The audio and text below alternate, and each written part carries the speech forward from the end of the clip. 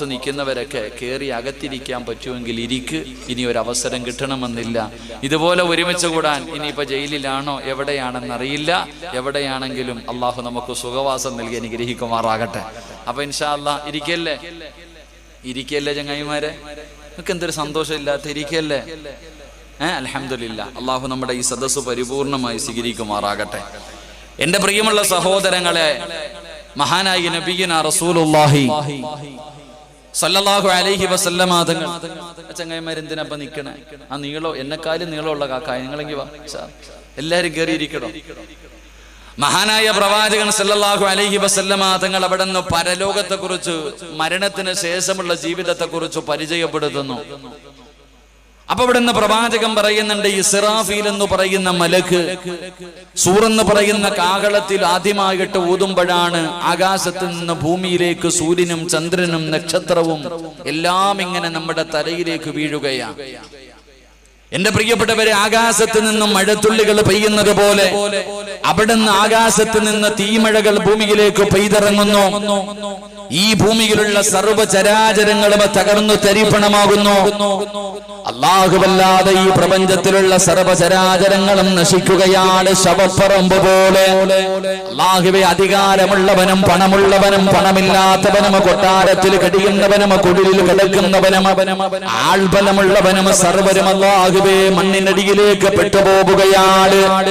ഈ പ്രപഞ്ചം മുഴുവനും തകർന്ന് തരിപ്പണമായി. അല്ലാഹുവല്ലാതെ പിന്നെ ഈ ലോകത്തൊരു മഖ്ലൂഖുമില്ല. അത് കഴിഞ്ഞ് അല്ലാഹു സുബ്ഹാനഹു വ തആല അസ്റായിൽ എന്ന് പറയുന്ന മലക്കിന് റൂഹ് കൊടുത്തിട്ട്, അത് കഴിഞ്ഞ് പടച്ചവനെ അതാ ഇസ്രാഫീൽ എന്ന് പറയുന്ന മലക്കിന് അവിടുന്ന് റൂഹ് കൊടുക്കുകയാണ്. എന്നിട്ട് അല്ലാഹു അവിടുന്ന് പറയുന്നു, ഇസ്രാഫീൽ പിന്നെയും സൂറെന്ന് പറയുന്ന കാഹളത്തിൽ രണ്ടാമത് മോദാൻ പറയുമ്പോൾ ആ മലക്കതാ സൂറെന്ന് പറയുന്ന കാഹളത്തിൽ ഊതുമ്പോൾ ഖബറിന്റെ അകത്ത് നിന്ന് ജനങ്ങളെ മുഴുവനും എഴുന്നേറ്റ് വരികയാണ്. മണ്ണിന്റെ അടിയിലേക്ക് പെട്ടുപോയവർ മുഴുവനും പടച്ചവനെ അതാ അവിടെ നിന്ന് എഴുന്നേറ്റ് വരികയാണ്. ഇവിടത്തെ പള്ളിപ്പറമ്പിൽ നിന്ന് എല്ലാവരും അല്ലാഹുവിന്റെ കോടതിയിലേക്ക് കടന്നു വരികയാണ്. എന്റെ പ്രിയമുള്ളവരെ, മുത്തുനബി അവിടെ നിന്ന് പറയുന്നുണ്ട്, എങ്ങനെയാണ് ഖബറിന്റെ അകത്ത് നിന്ന് എഴുന്നേറ്റ് വരുന്നതെന്നറിയുമോ? എല്ലാവരെയും നല്ലതുപോലെ കുളിപ്പിച്ചു, സുഗന്ധങ്ങളെ തേച്ചു, പുതിയ വസ്ത്രത്തിൽ പൊതിഞ്ഞു, പള്ളിയിൽ കൊണ്ടുപോയി മനുഷ്യന്റെ കൂടത്തിലാണ് ഖബറടക്കുന്നത്. എങ്കിലും നാളെ പടച്ചറപ്പിന്റെ പരലോകത്തേക്ക് പള്ളിപ്പറമ്പിലെ ഖബറിന്റെ അകത്ത് നിന്ന് എഴുന്നേറ്റ് വരുന്നത് മനുഷ്യന്റെ കൂടത്തിലല്ല, പല പല വ്യത്യസ്തമായ രൂപങ്ങളിലാണ് കടന്നു വരുന്നത്. പല വ്യത്യസ്തമായ രൂപങ്ങളിൽ അല്ലാഹുവിന്റെ റസൂൽ അവിടെന്ന് പറയുന്നു, സ്വഹാബാ,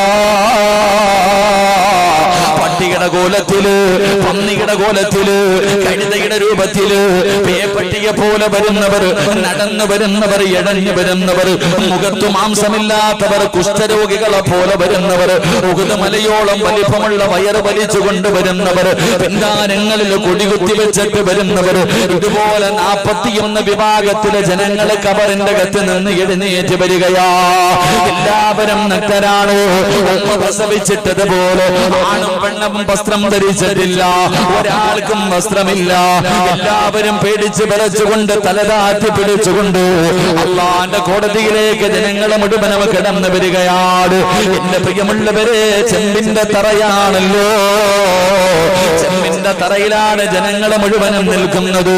15 ലക്ഷത്തോളം വരുന്ന കിലോമീറ്ററുകളിൽ മുകളിൽ നിൽക്കുന്ന പടച്ചറപ്പിന്റെ സൂര്യനുണ്ടല്ലോ, ആ സൂര്യൻ അന്നത്തെ ദിവസം നമ്മുടെ തലയുടെ മുകളിലോ ഒരിച്ചാണ് മുകളിൽ ഇങ്ങനെ സൂര്യൻ ഇങ്ങനെ തലയുടെ മുകളിൽ നിൽക്കുകയാ. എന്റെ പ്രിയമുള്ളവരെ, ചൂട് സഹിക്കാൻ കഴിയാതെ നമ്മുടെ തലച്ചോറുണ്ടല്ലോ, നമ്മുടെ തലച്ചോറുണ്ടല്ലോ, ചൂട് സഹിക്കാൻ കഴിയാതെ നാളെ പടച്ചറപ്പിന്റെ പരലോകത്ത് വെച്ച് തിളയ്ക്കുകയാ. മഹാനായ തലവ ഉസ്താദ് വിശദീകരിക്കുന്നുണ്ട്, ചൂടുള്ള നാളുണ്ട് ഖിയാമം നാളാ,